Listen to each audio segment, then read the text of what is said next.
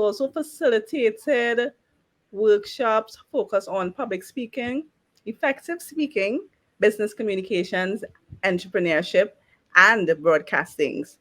He holds a bachelor's degree in management from the University of the West Indies. He holds a master's degree in business administration from Edinburgh Business School, Heriot-Watt University. He also has numerous certificates in teaching, HR.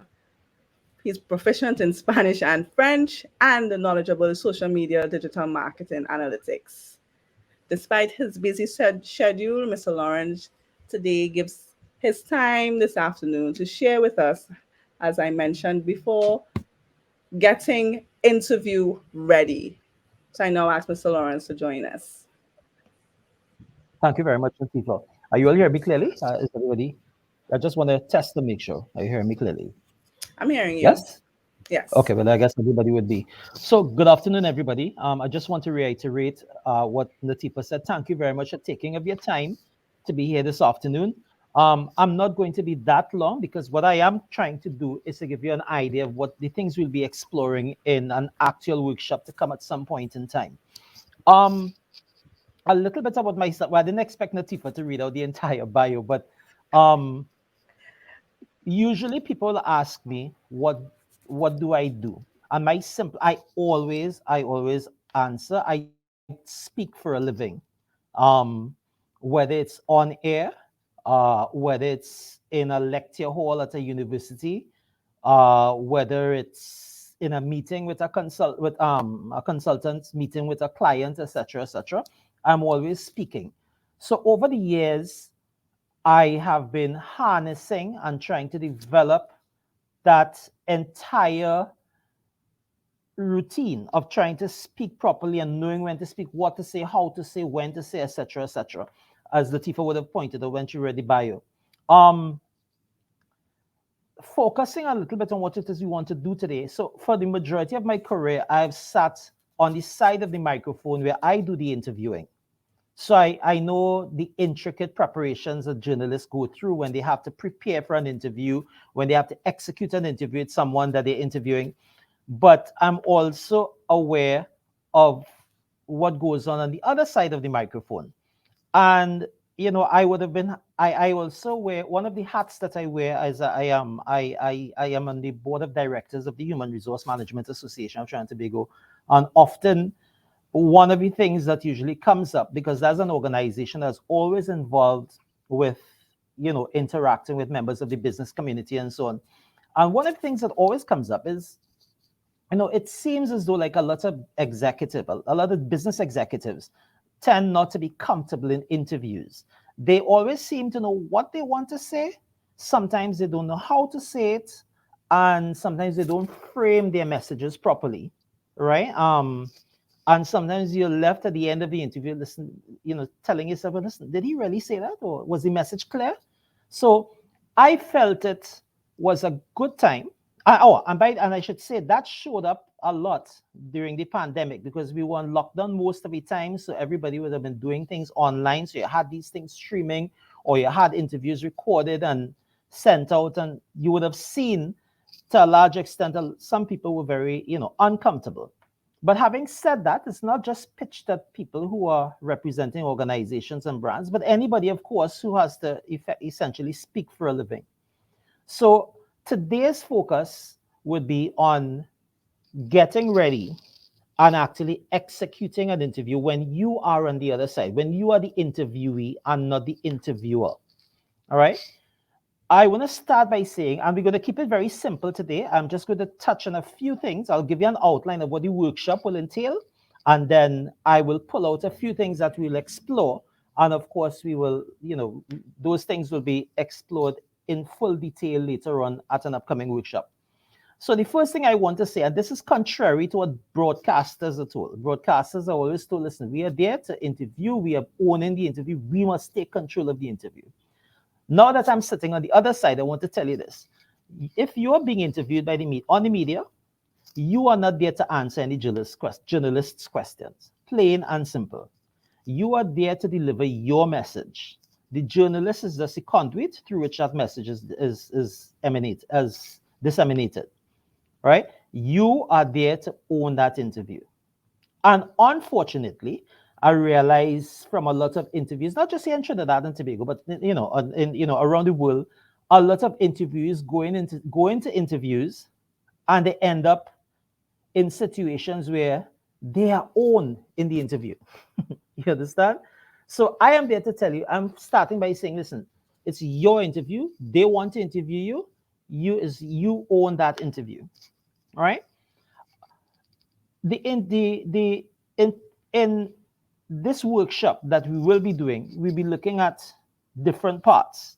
The first part is, what do we do before the interview? And before the interview, you have to do some level of researching, some level of preparation, some level of practicing. Then there's the interview itself. And in the interview process itself, there's the pre interview. And the pre interview will be dealing with things like overcoming anxiety, ensuring your personal comfort. And then you have the on show itself, how to project your voice, setting the time, setting the tone of the interview for it to go your way. Body language, eye contact, facial expressions, gestures, repetition, sound bites, etc. And then there are some things in particular that I would want to focus on, things like disfluencies. What are disfluencies? How they affect your speech and how we can get better with it. Um, Interpreting your stress symptoms when you're being interviewed, and of course, the impromptu interview. So those are the things that will be covered in the workshop. And as I said, I want to pull out a few things. Let me premise this entire discussion by saying, though, that nothing here that I'm explaining is rocket science. We all communicate we are humans and we communicate, we speak, and on many occasions, of course, we be called on to answer questions. And many of us will have picked up tricks and tips right through the years that we've been on the planet. So nothing that I'm telling you is rocket science. What I am doing, however, is framing everything in that particular framework so that you see it, and once you see it and you understand it, you'll be able to practice what it is what is being put at you in the event, with the hope that later on that you'll actually going to get better. So one of the first things you want to look at is, so I said in the before the interview, there are three things that you must do. You must research, you must prepare, and you must practice. I want to talk a little bit about the researching. Many people go into interviews and they walk into interviews blindsided. All right. Um, it is a very good practice when you have an interview, particularly if you're representing a brand or an organization. All right. You must do your research on the media house. Do some research on the reporter. Do some research on the audience, what the listenership or the viewership of that radio station or that television station. Find out what their listenership is like. Don't ever walk into an interview blindsided. Do some research. So you might, and we live in an age now where we could pick up everything online. So you just have to go onto YouTube and type in the name of, or on Google, type in the name of an announcer, something will come up and you will get to view something and you will be able to have an idea of what the interviewer is like.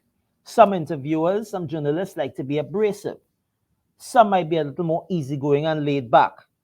The point I'm making is that doesn't matter, but you want to know from in front. You want to know in advance how to prepare yourself to deal with that individual. All right? So do your research. All right? I'll try to, when in your research as well, well, this is not actual, this can be construed as research, but what you should do as well is ask for an outline.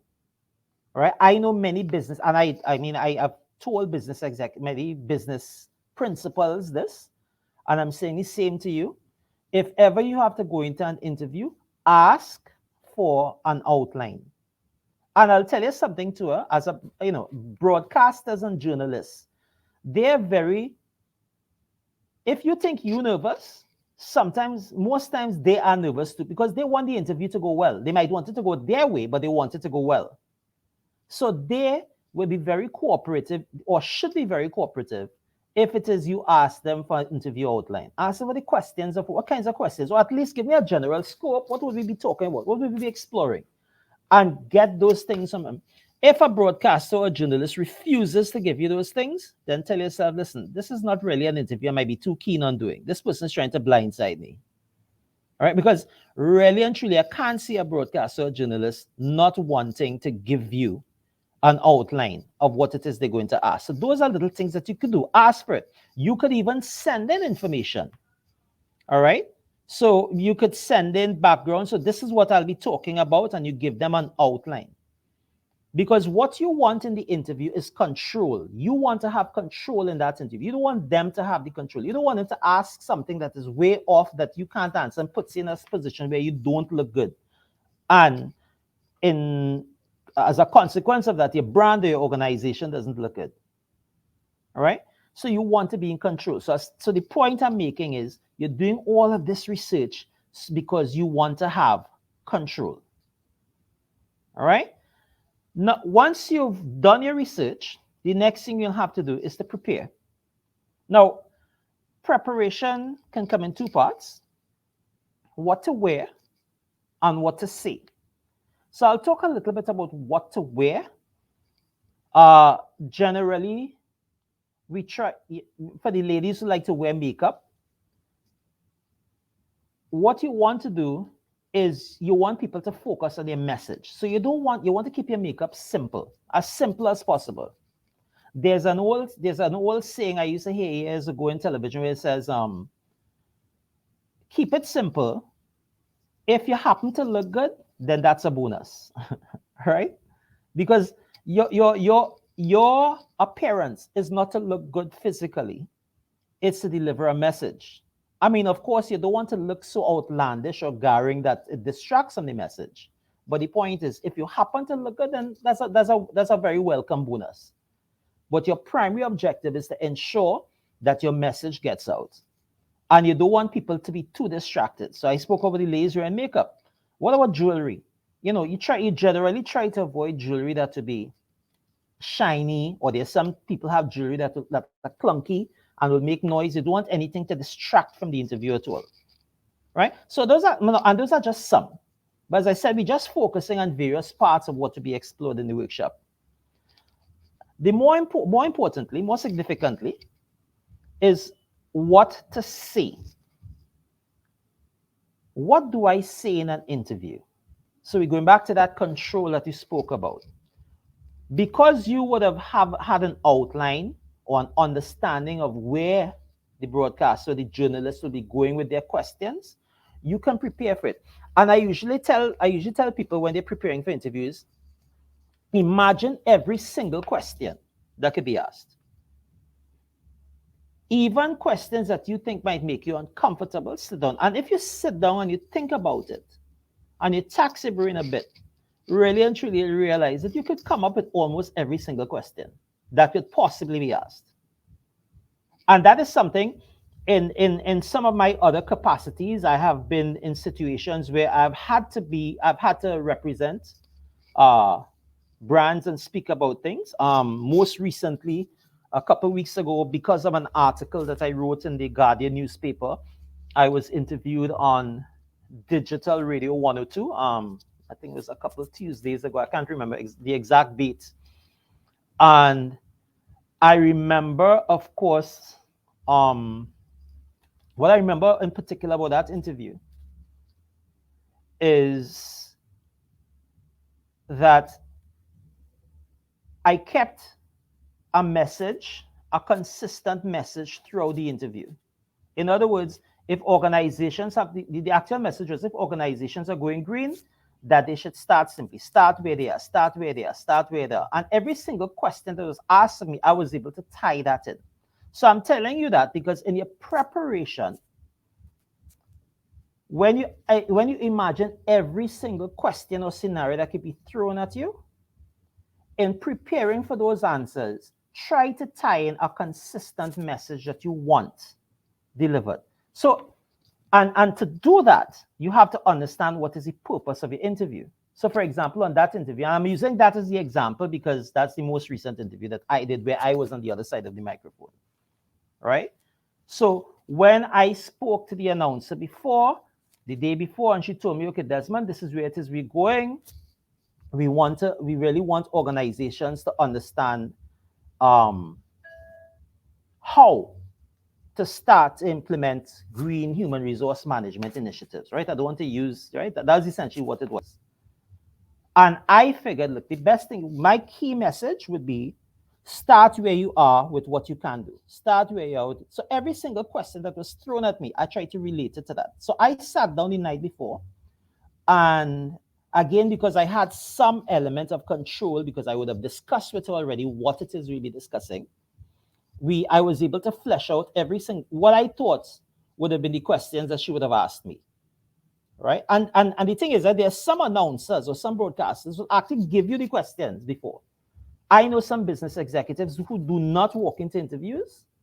Their people contact the media house and they say, okay, we want a list of the questions. They don't even want to know the topics. They want a list of the questions. So like I said, it's possible for you to have control. And once you prepare for those questions, you're not going to have, well, that lessens the likelihood of you messing up. In preparing the questions, think of what you want the key message to be. What message do I want get out? Right? I want the message to get out that my ministry is not responsible for this event that took place. I want my message to get out that, listen, we are continually assisting these families with this issue in Caroni. These are the kinds of things that you want. You want the message to be constant, that constant messaging. In public speaking, there is, and this has been tried and tested and researched. There's a saying that anytime you want to have somebody, you want people to remember something that you said, you need to say it about 3 times. So when you're giving a speech, I usually tell people, listen, when you're saying something, get what the key message is and try to say it about 3 or 4 times. And what I'm saying here in an interview is essentially adapting that. Every time you ask, when you're in preparing for each question that you know is likely to come, try to tie it in with the message that you want out, right? And in terms of what to say, as far as planning goes, another thing that a lot of interviewees tend to take for granted, or probably don't even take on at all, well, 2 things really, is what the likely reaction is going to be, right? You need to anticipate the likely reaction. Now, in some interviews, you might want to stir up controversy. So that might be good. You want controversy. Controversy is good. If people are feeling like this, they're going to come to the seminar. They're going to come to the show. In some cases, you don't want that. You want people to like your brand. You want people to want to buy into your brand, right? And you could structure your answers to those questions that you came up with to suit that. Try to anticipate. And of course, that goes back to understanding what the radio station's demographic is, or what the television station's viewership is, right? Once you understand the viewership, these questions like what are their interests? What are their level of understanding and interest? What is their likely reaction? And then you can adapt your information to suit. And what I'm saying here is not rocket science, because these are the very same principles that we use in public speaking. So when you're teaching people public speaking, that's one of the things that you tell them. The first thing is you have to understand your audience, the likely reaction, the level of understanding, and adapt the information to suit. All right. Natifa, just asking if anybody has any questions and they want to ask, they could shoot them at me one time. I don't want to, you know. I'm not Yeah. seeing any at this time, but Okay. yes, the persons that are logged in right now, if you have any questions, please feel free to share them with us at this present time. Questions, examples, anything. Because I always tell people I'm a lifelong learner, and I'm always learning from people's experiences too. So my experiences in certain quarters might be totally different to the experiences that you have in different quarters. And sometimes I draw on people's experiences as well. So feel free to ask anything that you want to. So we're still in the preparation stages. So all that we talk about so far was researching and the planning. The next thing you'll need to do is to write down. So you've made your list of questions. You know what can be asked of you. Don't commit it to memory. Write it down.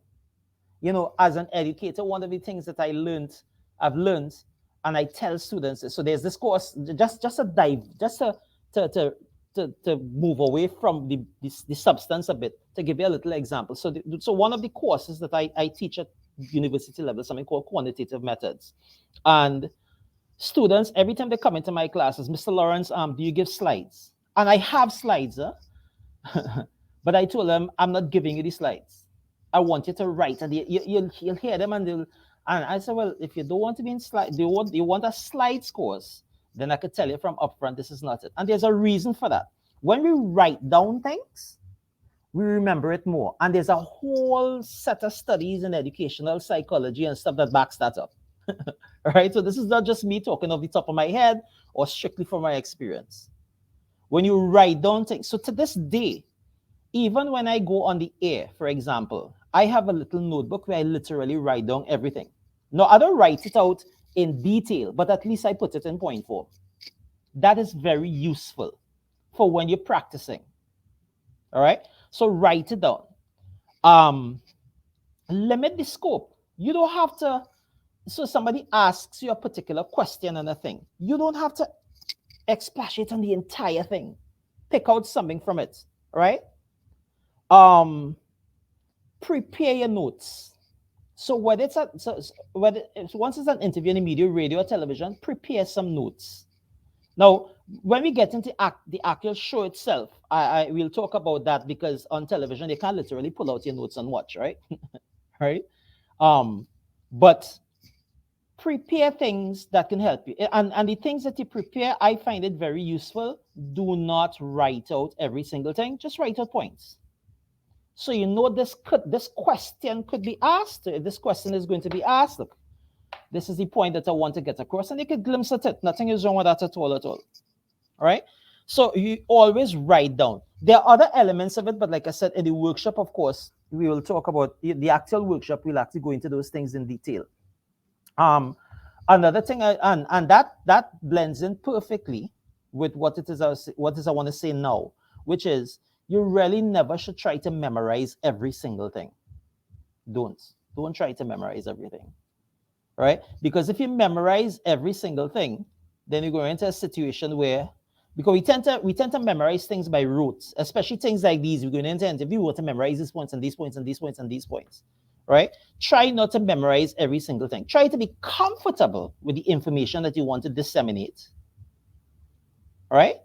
So that all you really need, somebody asks you a question on something and you know, well, okay, this has to do with foreign policy. Bam, foreign policy is my thing. I research this, I know this, and I could. So, but don't ever try to memorize per se in roots. I'm memorizing this and I'm memorizing that and memorizing that. Don't do that. All right. That's another don't. Okay. Practicing.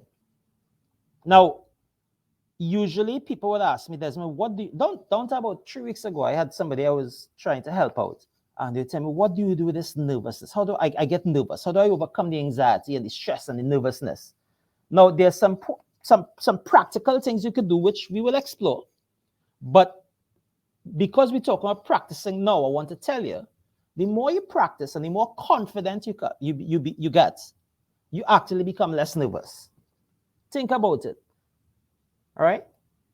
The more you practice doing something, the more confident you become, and you therefore become less nervous, less anxiety steps, because you're now confident at doing this and how to do it. I've done it so many times in practice, I could do it now. Right? Another thing when Yes, I'm sorry to cut you across, but before moving forward, there's a comment here from someone, a question actually. So Gracie is asking, you mentioned as a female, your dress should not be distracting. However, doesn't dressing male and females, huh? Second? Sorry, male and well, I use the example because we'd expect the women to wear the makeup. Yeah, that's to what wear I'm the saying. makeup. But so she's saying, doesn't dressing professionally ensure the audience gains confidence in you, your message, and your organization? Of course. But what I said was, when you don't be distracting with your dress, that's what I said. I never said not to dress professionally. Of course, you have to, especially if you're appearing on television. You have to dress a certain way. You have to dress appropriately. I would expect you. What I'm saying is, the general rule of thumb, I can't tell you dress this way and dress that way, but the general rule of thumb is dress appropriately and go on the side of simplicity. Especially that's a general rule in television. I learned that a few years ago. Um, not a few years, some years ago. Generally, when it comes to makeup and those things, keep it simple. You don't want anything to distract from the message. If you look at television presenters, for example, and you look at some of these television presenters who present news, for example, and you watch them carefully, they're very, very conservative tones. They dress appropriately, right? But they're very careful with the fact that they don't want to have anything to distract from the message. You don't want people to say, "Oh, God, but you didn't see what she was wearing, or you didn't see her makeup," right? I Which know also that Mhm. some television interviews they tell you to wear certain colors so it wouldn't Correct. clash against their green screen or whatever screen they have in the background. So I know sometimes you are given this information beforehand, so they Yeah. tell you stay clear of certain bright colors or Right. certain colors that may, as I said, clash. Yeah. So yeah, Yeah. So that's correct actually. When because most television stations use the green screen or the blue screen.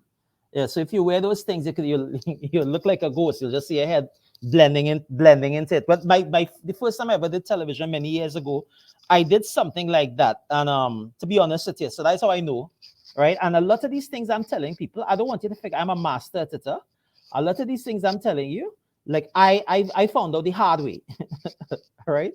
A lot of these things I found out the hard way, so there are lessons that have stayed with me and I know. But just to get back on the point of makeup, I don't want to labor the point too much. And it's just not just for females I'm talking about, males and females. Generally, what I'm saying, you don't want anything to distract from the message, but yes, you do have to dress appropriately because if you think about it, if you don't dress appropriately, then that's also distracting from the message as well, right? If you really think about it. So you do that's a have to dress valid appropriately. point. That Yeah? is a valid point. I said that's a valid point. Yeah. Yes. Right. So, like I said, feel free to interrupt anytime. I have no problem at all. Um, Another thing we want when we practicing, try to be concise with the answers that you want to give. I always tell people, now there's no hard and fast rule, but I tell people like the less is more. To me, I always, think of you listening to somebody on television or you listening to somebody on radio in an interview. Just put yourself in the position of a listener. And you hear somebody rambling on and on and on and on and on. Don't you say, "Oh God, I wish he would stop"? Why doesn't he stop? It's always better, and I always say this, and this is something I've learned in broadcasting. It is always better that you say less and let people want to hear more. So people are so good now, we want to hear more. And a good broadcaster and a good journalist will recognize that and ask you more rather than you go on and on and on and on and you give a set of information and rambling on. So the point I'm trying to make is when you're preparing and when you're practicing, try to make your responses concise. In the media, well, I guess Natif, I don't know how many of you are active in the media, right? But I don't know if you know what a sound bite is, right? So a sound bite is essentially like a summary quote of or response. So anything, it's like something that they can record and play repeatedly that encapsulates or covers the entire response to a particular question or set of questions. So try to think of sound bites, and again, it goes back to the message that you want to make clear. All right. That's why I said from beforehand, try to figure what is the message, what is the message or what are the messages that you want to get out, and try to encapsulate, try to frame those in the responses of your questions. So that way, most times interviews are recorded. All right. And you want it because you're representing your brand. You want that message, whatever message it is, you want that message to get out. Journalists, media houses are going to play those sound bites. That's what they're going to play. Right? And so you want your message to be concise and built up into little biteable sound bites that they could put. So anytime they pull it, anyone they decide to pull, the message is coming out. You understand? Now I make it sound easier, but it's by no means easy. Like I said, these are things that in the actual workshop that we'll explore, right? But try to make up sound bites. I know we're running out of time, but I just want to mention a couple of things as well. Um, Another good practice, and this is something that I use, not just in interviews as well, but in actual speaking and broadcasting too. Try to attach to your responses what I have a colleague of mine who describes them as compelling moments. A compelling moment could be in the form of something that's humorous. It could be a fact, a statistic, anything to justify or to back up your response. People like that. People will remember that. You understand? People like to do that. I shouldn't say they like to, but people tend to remember these things. So they might be zoning out. You ask the question, but you back it up at a start. Hey, that makes sense. And they will remember that. So so all of this goes into the practice, because what you practice is what you're going to actually do on air, right? So try to introduce, well, I call them attention getters. There's no standard word for it, but the attention getters, compelling moments, whatever you want to do, try to include those into your responses. I'm watching your time. So we're just going to go into a few things. Another thing I tell people too, because we get nervous, a good practice is always arrive early and get acclimatized to the audience. Well, I shouldn't say the audience, but get acclimatized to your settings. Always try to reach that interview early, right? We get nervous. And again, being nervous and overcoming nervous is a separate component of itself, but there are things that we could even do before that. And one of the things that you could do is to get there early and to make yourself comfortable. Desmond, but what if the interview is online? It's a virtual interview. So you're saying get there early. This is a physical space. But what if it's virtual? I think you've answered the question, because if it's virtual, right? Don't you have time to prepare from before? Don't you have to? You should be early. I'd imagine that you are early. You are, yes, but in that physical space for me, to me, it's different. That's for me, it's different. You get into that space, you get a sense of the room, you get a sense of the persons that are in the room, as opposed to it being virtual, where you sit in anticipation and you're there waiting for them to click that logging button, so you're in the waiting And room. so this is why it's very important that your physical setting, and I know you're talking about that online setting, but this is Yeah. why your physical setting is important. So if, Oh, for example, if I have to go, if I know I'm going to be in a meeting or an interview, that sort of thing, the first thing I want to do is to make sure that I'm comfortable. My physical comfort is important, okay. right? Because if you're physically comfortable, even though you're anxious, you're waiting for when they let you in the room, that kind. But your physical comfort, that's what the stress affects. The stress affects your physical, right? Which and then in turn affects the mental. So I understand that you talk about in a virtual room, but your physical comfort is important, And just what you as make it a good, is. yeah. No, Mhm. you make a good just point there. Sorry, continue. right, just in the same way as if it is you are actually going to a physical interview somewhere. Yeah. Always try to get there.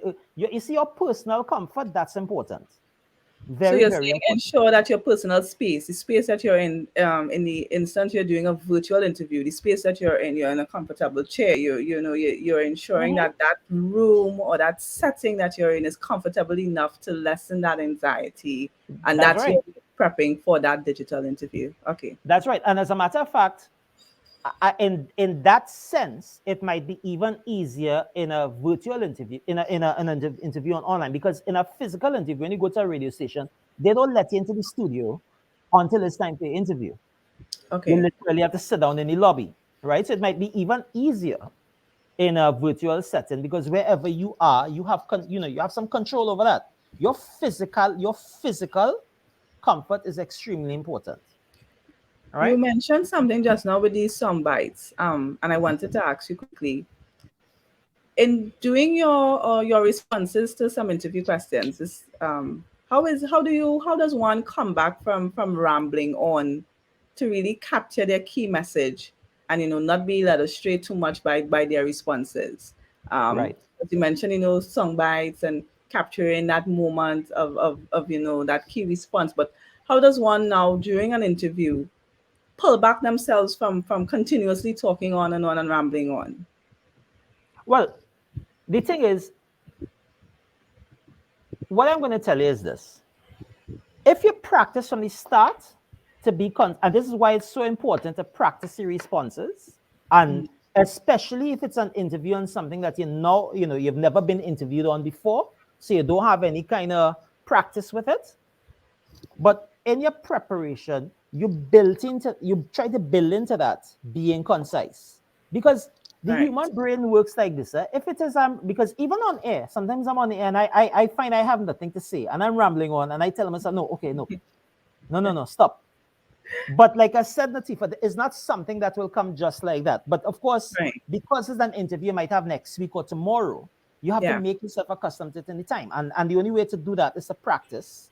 And like I said, building your responses. You actually write down your responses, make it concise, and practice making it concise. And the more and more times you do it, by the time you get to the interview, you're ready. And like I said, it all you definitely, I tell people, write it down. Nothing wrong with that. Find the time, you're going to an interview. It might seem as though we're listening, oh look, there's so much things I had to do just for this interview, but you're representing your brand. Not to mention your own personal brand. You don't want people to say, well, boy, that man really, he real dotish boy, or or he just rambling on and on. I noticed that you even in this session here, you're monitoring the time, and I think that too is maybe a key element that persons could consider when responding to certain things. Not to be glancing at your watch every minute, but monitor the time in which you take to respond to certain things. And if you see you're going on 10 minutes and you're still answering a question, then something is wrong there. So I But think you know, that's a key point to take but note you, of. but the thing is, if you broadcasters, so I'm going back Yeah. to the other side now, journalists or broadcasters, they genuinely will keep you on timer, so you will know. So when a journalist is interviewing you, you will see his face, or you'll hear him trying to button. So Right. there's and so that to me So there hardly are ever happens. cues. Yeah. Yes, there are So cues that one yeah, should yeah, look out for. yeah. Or sometimes watch the announcer's face. Okay. Right? Watch the announcer's face. So when in broadcasting workshops that I work that I do, I tell radio broadcasters, right, that Yeah. watch the interviewee's face. Like if you see the again frustrated, say see the lines foreign, or you see like the again and see that kind of thing. Well, well, okay, you're agitating them. Well, I'm telling people now who've been interviewed the opposite thing too. But You'll in an get into. instance like that, Hmm. where you're noticing the interviewer is a bit agitated, how do you wrap up that response and to now transition into the other question? Because you don't want that agitation now to become blatant. Well, I'm thinking most interviewers are professionals, yes, so it wouldn't Yes, it wouldn't show that wouldn't show. they're a bit upset. Mhm. But you as the interviewee, you may be conscious of that. Oh, I'm getting him upset. Look at his face. How do I wrap up on a positive note to ensure that there's a smooth transition into the other question and to Well, ensure that the interview itself goes well? but Natifa, remember when we premised this, when we started this, the first Yeah, thing I said is, listen, you are there. This is your interview. own it. Broadcasters are trained to say they have in mind, this is my interview, this is going to go my way. But remember Yes, when I started this is your interview. Right? yes, you said Contrary that. to what they think, this is your Own it. interview and this has to go your way. But I Yes, do take your point about rambling on, and that's what I'm saying. The practice comes in, and if it is you recognize that yeah, you're rambling on, then you tell yourself, you could bridge it. You could say, well, so what I'm trying to say, or in summary, and you just bring it home and you reinforce a key message. So there are okay, different techniques to bridging, right? There are different yeah, techniques to bridging, but that's something we'll explore in detail in the actual workshop, right? But you could just bring it home, and the best way generally to do it is to bridge it and just reemphasize your key message that you want to bring home. okay. Yeah? So I'll stop talking a little bit and let you No continue problem. on with some of But the I'm other enjoying the points. questions. I'm enjoying the questions. So I don't mind at all. Anybody wants to ask, because like I find these things like it's supposed to be interactive. Ask me things, and I think people learn better like when they have personal experiences and they want it answered. They will remember these things more. So I don't have a problem at all. Feel free to interrupt anytime. All right. Okay, Um, good. one of the things I also tell people too, um, during the interview. So we go moving out from preparing the interview to executing the interview. All right. Um, mental imagery is important. Don't, I mean, I would remember an interview something you are supposed to have control over.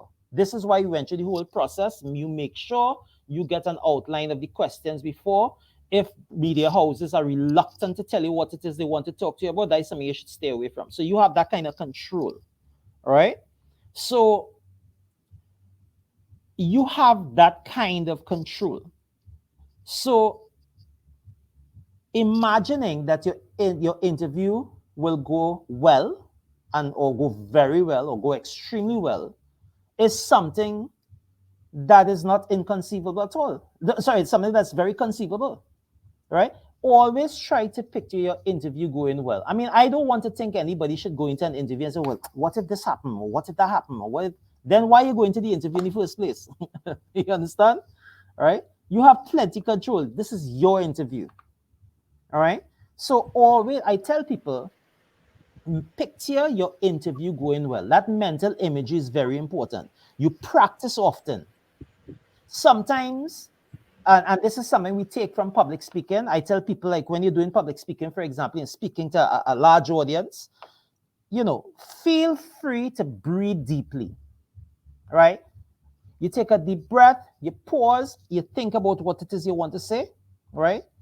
And, usually, apart from helping with your projection of your voice, it also helps you to disseminate some of that nervous energy, all right? I'm glad you touched on projecting your voice. If you could share some tips on how best to, because sometimes you enter the room and you're calm. You Mhm. enter on you go on stage and it's a different story. Oh, You yes, I enter know the about that. room and you're calm. You sit in front you in front of the mic and it's a whole different story. You you your breathing pattern changes. You start to sweat. You realize your words, your tongue twisting. So if you could share some tips on how to project, um Well, and let's, other well, tips let's, on remaining calm. right. So those are two things you're asking me, right? So one is to project and one is to Yes. overcome the anxiety and the stress. So let's deal with the projection first, right? You want to sound good. You don't want to, but at the same time, you don't want to sound fake. Now, in broadcasting, there's a term that we call resonance. Um, Let me try to put resonance as simply as I can, right? Because I know this is not a broadcasting workshop per se, but resonance has to do when the air in the cavities, so your oral cavities, your mouth, your nasal cavities, and that kind, it matches, right? It matches the frequency, it matches the frequency of your vocals. Then you have resonance. So, you have some people have like some booming voices, like a richness in the voice, but then you have some people have like a fineness in the voice, real thin.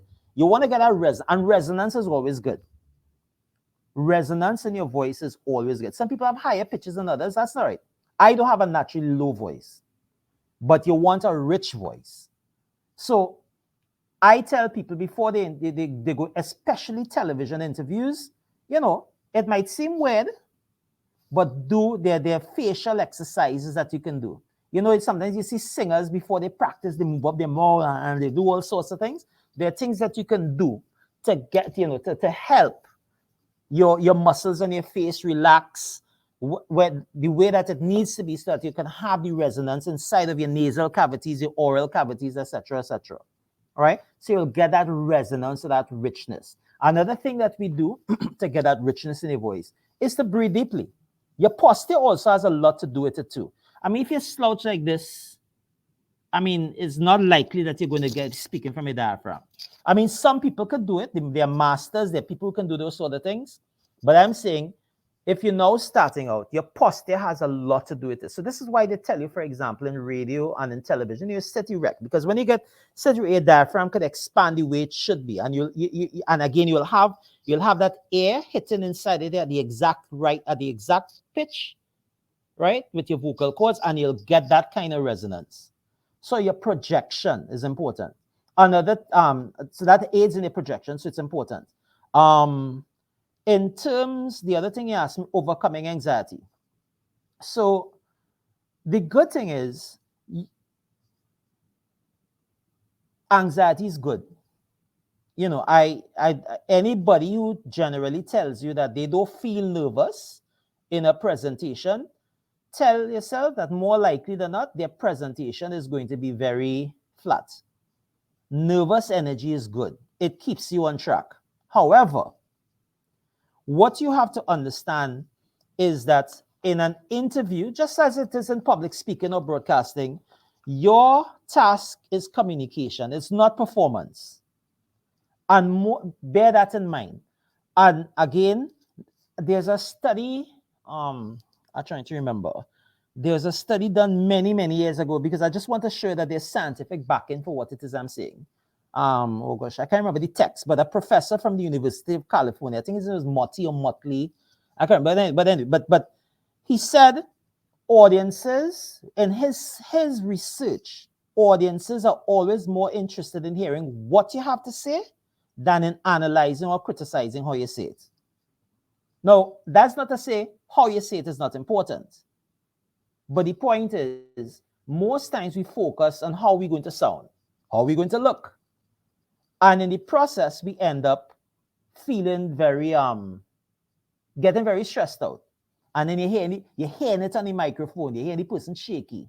You just have to tell yourself, I want to get the message. Now, it's not something that happens overnight on the TV. It's something that the more you do it, the better you become at it. All right? Yes, I realize with you keep repeating practice, Yeah. practice. So with everything and with anything, to ensure that you get the job done well, practice, and of Mhm. course, do your research. And all of that, ties into remaining calm, Yeah. projecting, and getting And, your and message And I'll across. tell you too, when the more you do it, what you'll realize is you'll anticipate the symptoms and you know how to do it. So I don't expect the Mm. first time somebody goes on an interview. I mean, you will practice and you'll do all the things that I've articulated to give a good interview for the first one. But eventually interviews will get better. And what will happen naturally is that you'll start to anticipate the symptoms. So you're speaking and you realize, oh God, listen, I'm starting to feel nervous. Um, then you know how to deal with it, and then you say, listen, the last time this happened, my speech went well, so don't worry about it, go ahead. I'll give you an example. And again, I learned these things the hard way, so I'm sharing my experiences with you, right? So a few weeks ago, probably about 3 weeks ago, I was the host at a business conference at the Hyatt. And something happened where the program was changed, right? And even though I like to pride myself on being able to adapt to change in stressful situations, I always hope and pray that those things don't happen. To cut a long story short, they changed the order of something, and because I didn't have my stuff in the new order, I found myself in a situation where I was becoming very nervous. So I went from calm immediately to shaking. My daughter, who saw a clip of the interview on television, she said, "Dad, you were frightened, you were scared," because she saw the paper shaking in my hand like this. I kid you not. It was literally shaking, right? And then eventually I told myself, "Hey, listen, you're accustomed doing this. You did this already. You've done this plenty times. This, that, the other. Nothing's going to go wrong. Okay, so you can't find the paper. Make a joke about it. You know, you laugh and you say, well, listen, I can't seem to find the paper. Why? This is so exciting. Maybe, things like that you can do. I But feel so much better now yes, knowing that stuff like that happened to you, a yes, yes, professional. yes, And so I feel so much better now knowing that at times that may happen to me. That has happened to me. So yeah, yeah. I always think, is it me alone? Nah, no, no. Latifa, This shouldn't happen to me. I'm emphasizing again. Anybody who tells you that they don't feel nervous is either they don't care about they don't, whatever happen. They don't really too care about the audience, or if they're super cool and or they're lying, right? Or if they genuinely not don't feel nervous, chances are their presentations don't go down as well. But while we're on the topic of overcoming anxiety, though, you would notice, and I deliberately do it, probably exaggerated it a lot here today. You would have seen my hands moving, right? Um, maybe I overdid it today, but it was to emphasize a point really that I was going to come later on, but I know we're running out of time. But you see those hand movements? So I know there's a school of thought that tells you, listen, you try not to use any hand movements. That's like real old school. Hand movements help us with projection, right? They also help you disseminate the nervous energy, and they also get your point across. Now, I am not telling you that if it is you have a serious interview where you have to announce to the nation that um, a dignitary or a member of parliament has passed away, you're going to put your hands in the air like you don't care and that kind of thing, right? I'm not saying to do that. What I am saying is we are Caribbean people, and Caribbean people have we use our hands. How you use it is important. You don't want it at the beginning. I talked about distraction. You don't want to use it in such a way that that it becomes extremely distracting. But but when you move your hands and parts of your body, it actually dispense nervous energy as well. I do that a lot. Some years ago when I was doing television, and I used to anchor. I'd be anchoring news and so on. I would have my hand under the desk and I'll be moving up my hand because I can't move it on the air like this for everybody to see. But even when I was reading off a teleprompter, I would do things like, and so, and in the news today, and I'll, things like that. Not, again, everything is relative. So you see those hand movements. I know I overdid it today, but that was just to actually emphasize the point. But almost every video that you can see me where I'm hosting something or reading something, you'll see my hands, you'll see some element of hand movements. Even in broadcasting, like even on radio, some of the best announcers that I know, when they're on radio, you should see them. Now, nobody could see them because they're in a studio by themselves and there's a microphone, right? But they use their hands because it helps with the projection. Like I said, when you move your hand and so on, helps with projection. It also it helps you dispense some of that nervous energy that you have. So that's another thing that I do too that I've learned that works for me. But again, in the workshop that we will do, one of the things I'm going to challenge people to do is to try to find what works for them. And we use that. For me, it's the hand movements and the breathing deeply. Other people may have other things, but you do whatever it is you have to do. And as I said, the more you do it and you see these symptoms coming, you're going to get stressed. My heart start beating hard. I'm starting to sweat all over my forehead. You will anticipate it and you'll say, okay, no, I can do this. I did this already. I've been here before. I know exactly what to do, and so on. And more and more you do, you get better and better. Less nervous, less anxiety.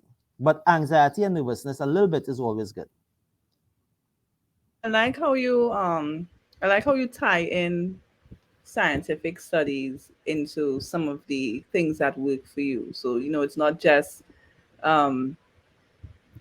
stuff that you use, but it has been tried and has been tested, and these are things that actually work for not just you but for other persons as well.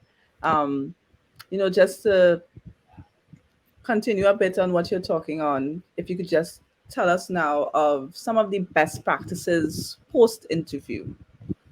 Post interview. Well, post when I so in my which the outline that was said when I said post interview means like just immediately after the interview, right?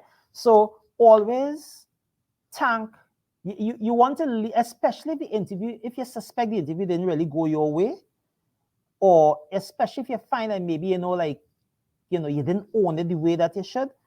Always thank always as far as possible as you can, try to thank the person who was interviewing on air. And don't lose your cool, just say, thank you very much, it was a good interview. And the interview could not have gone your way. The interview might have been a bad interview for you, but you want people to hear you say that. If by chance you're off the air, still do it.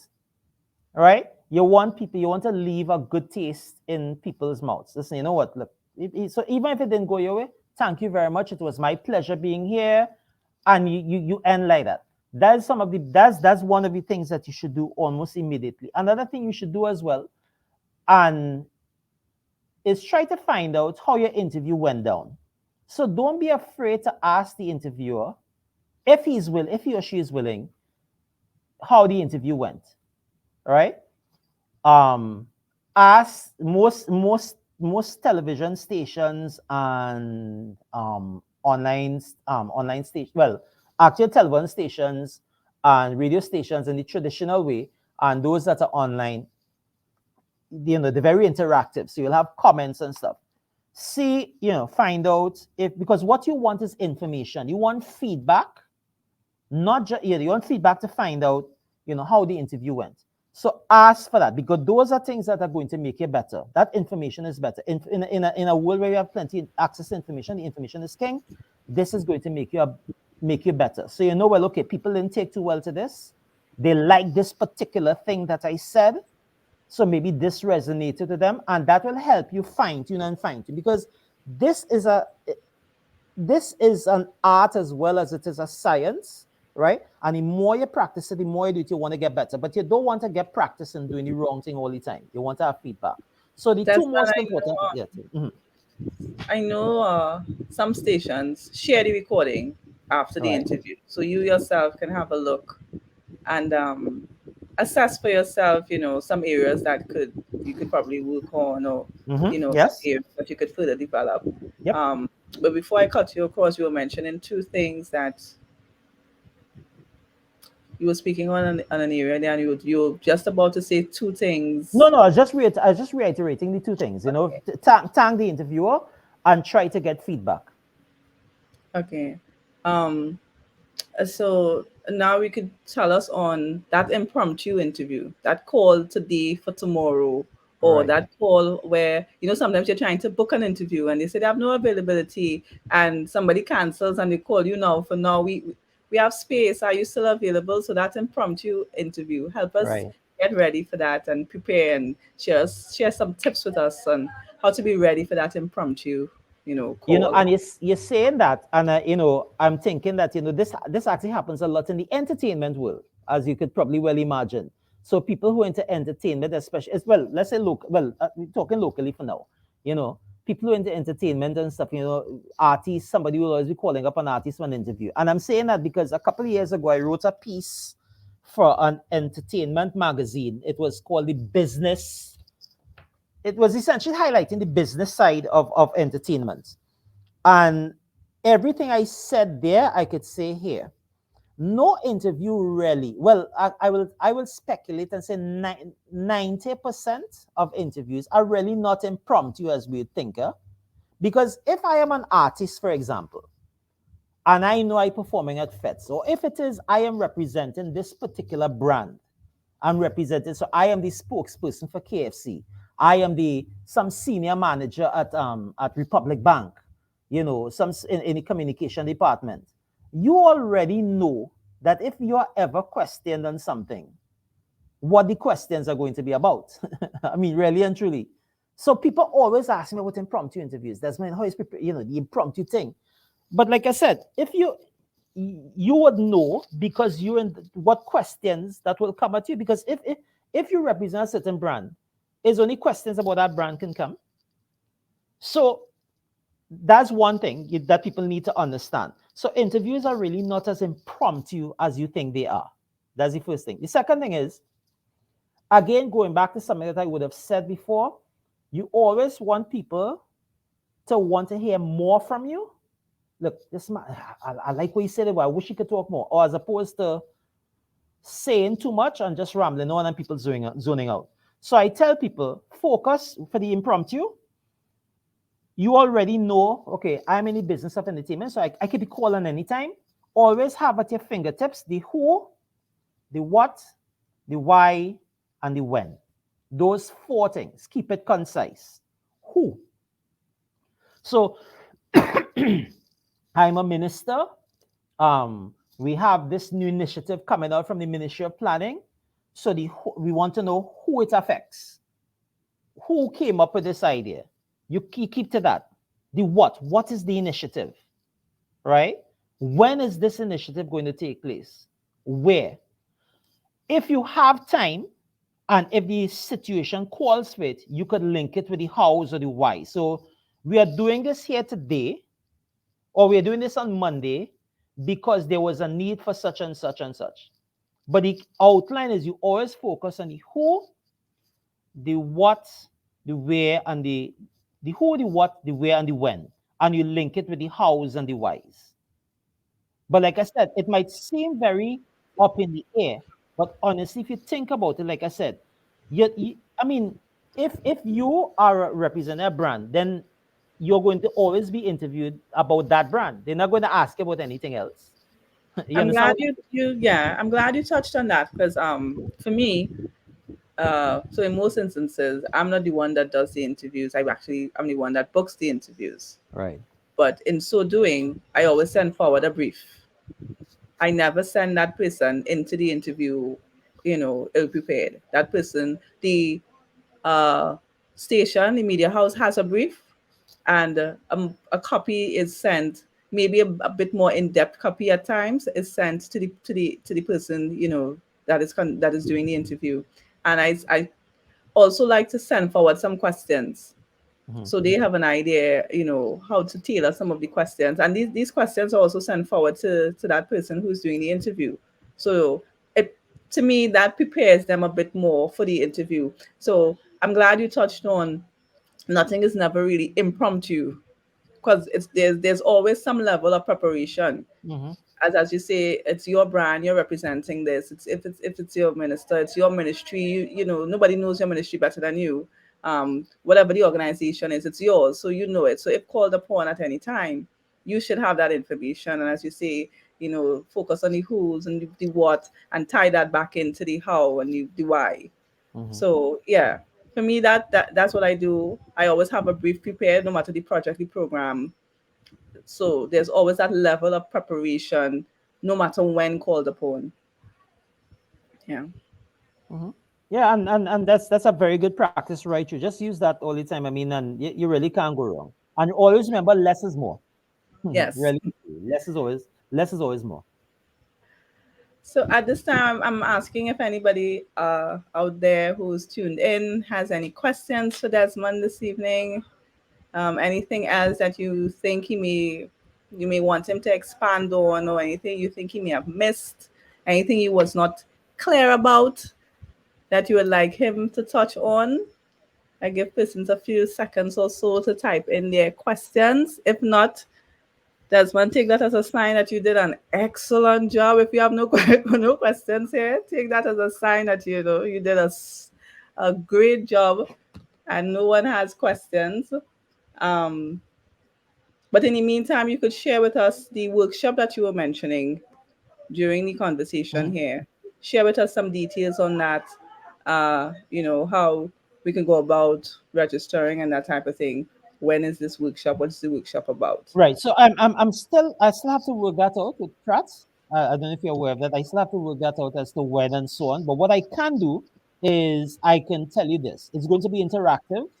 Mm, There will be some theory to it, of course, because we must understand why it is you're doing, what it is you're doing. I don't want people to think, well, okay, this is just Desmond coming up with his own things. They're literally studies and scientific things that tell you these things. So, I will want you to understand that so you have an understanding. But for most of it, it's going to be very interactive. We want to get into to you preparing for an interview, um, and it's not going to be lecture style per se, because as I said, all of us are human beings and we communicate. That's what we do. That's how we live. That's how we work. We communicate. So everybody already has a particular level of understanding. Like I didn't have to come here today and tell you all, well, okay, you're not going to go into a television interview half naked. I mean, that's I don't have to tell anybody that, right? Obviously, those are things that we know. Those are things that's bad practice, right? But we are going to spend a lot of it is going to be interactive. Where we go through the process, you prepare for the interviews, and then you're going to be interviewed, outline your key messages. So the emphasis is on being interactive. I don't want it to be lecture, or I shouldn't say I don't want it to be. It's not going to be lecture style, and it's a workshop. So I would expect people to come with their experiences, however limited you think your experiences might be. Come with your own experiences. Um, We are going to everything that I mentioned today. We are going to talk about, including this thing called disfluencies. We're going to talk about uh so um uh uh right. So you see what I did there, right? So I did that deliberately. Those are what you call disfluencies, right? We and like and so on and so forth. We all have it. We all do it at some point in time. But some tips on how to avoid that. And again, when we get into it, you'll realize that really and truly it has to do with preparation from beforehand and recognizing. So you want to spend some time dealing with disfluencies, how to overcome disfluencies before you actually hit the air. Um, we will there's something I left out. Oh, bridging. We'll talk about bridging. When you have bridging has to do with when essentially when you're asked uncomfortable questions that maybe they seem like a little difficult to answer, ways that you could reinforce your cue message. I'll give you an example. um this is what we call zooming in. So somebody asks you a question and it has multiple parts. you know you can probably say something like, well, that's a good question. It's a big question. The most important part of that question is, and you just do the part that you're more comfortable with. You understand? There are little practical things like that you could do. Flagging is another thing. Somebody asks you, an interviewer asks you a question that contradicts some of what it is you may have said before. Well, that's true. What you're saying is true, but we have to understand that the real issue is, and then you get into what the real issue is. So we'll be doing a lot of bridging. Because what would really make people sweat in an interview would be the odd, uncomfortable questions, which I have had to face on occasions as well. So we were talking about that, how to bridge. I see somebody talked about deflecting. Yes, we will be dealing with also all of those are like the nitty-gritties and the practical things that we'll talk about. So all of those are the little techniques that we'll be talking about in the actual workshop itself. So it's broken up into a number of components, as I said. But you will hear more about it later on. I provided an outline to Pratt. I will probably expand on the outline a little bit to break up each section with a few things, but essentially that's what we do. Before the interview itself, and then focus on the overcoming anxiety, the bridging, the overcoming disfluencies, etc. So yes, and as soon as that information is prepared, we will share it with those who are interested to participate in the workshop. I myself am looking forward to, when that workshop is ready, so I can take part and be better prepared for interviews, etc.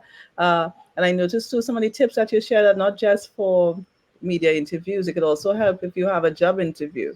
The practicing and the setting the right tone, the body language, Yeah. the mental imagery, all of those things can help you as well for job interviews. So I think we would have benefited, myself and those who are tuned in here, and those who will also view the recording sometime after.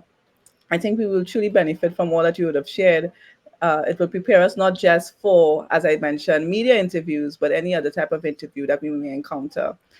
Desmond, I would like to thank you this afternoon for your time, for No, no sharing with problem us at all. your knowledge, your experience, and sharing with us the tips to prepare us for interviews. I think leaving here today, we will be better off for any interview that we may come across in the near future. You would have touched on delivery and projection tips, setting the tone, body language, eye contact, gestures, facial expressions, repetition, song bites, which some persons might see song bites and take some of these memes that they have out now where they just grab just a few moments of a message and have that circulating now as a joke or humor. But in the real world, or in the organization, song bites can be a force, very a key way to get Powerful that thing, yeah. that yeah main message across. The compelling moments, interpreting and dealing with stress symptoms and the disfluences. Um, we look forward, as I said, to the workshop that is coming up. Thank you very much for taking the time this evening to share with us. As I mentioned, we would have learned a lot. And I do hope, to see you again in one of our prat chats or one of our information sessions, sharing with us keys and values and preparing us for the work world. So thank you very much. No problem at all, Latifah. It was my Do you pleasure have being here. Thank you, and to anything else to everybody. add before we wrap up, Desmond? Well, like no, just look out for the workshop, and as I said, if you're coming to the workshop, I know understand it's going to be interactive. So you're going to come in. You are, like I said, this is not something that a lot of people don't already know. Yes. Is just going to be packaged in a way that you can actually use it. But what I would want is people to come in with their own and feel free, because we could learn from each other. We Yes, could learn from definitely. each other. Understand? Definitely. And certain dynamics in certain situations may be different to the dynamics in other situations. So, Yeah. you know, feel free. So looking forward to it. So thanks again, Desmond. To everyone that has tuned in, this is another session from the Public Relations Association of Trinidad and Tobago. We thank you for being here, and we do hope that consider joining us. I am the membership director for Pratt. So I'm always looking forward for new members, new ideas. We have some of these groups that are also a part of the Public Relations Association, the Events Management Group, and the Member Relations Group. So we encourage persons to come on board and help us to build a strong, dynamic communications community. We consider ourselves a team, a community, a family, and we ask you to come join us. So thank you very much for everyone that tuned in today. We do hope to see you guys again soon. Please join, visit and join, share these messages these info sessions that we have. Join our Facebook pages, or our Facebook page, sorry, or social media page or Instagram page, and just follow us and come be a part of the family. So thank you very much, and good evening to everyone. Please keep safe and do enjoy the rest of your Friday and the weekend. Goodbye.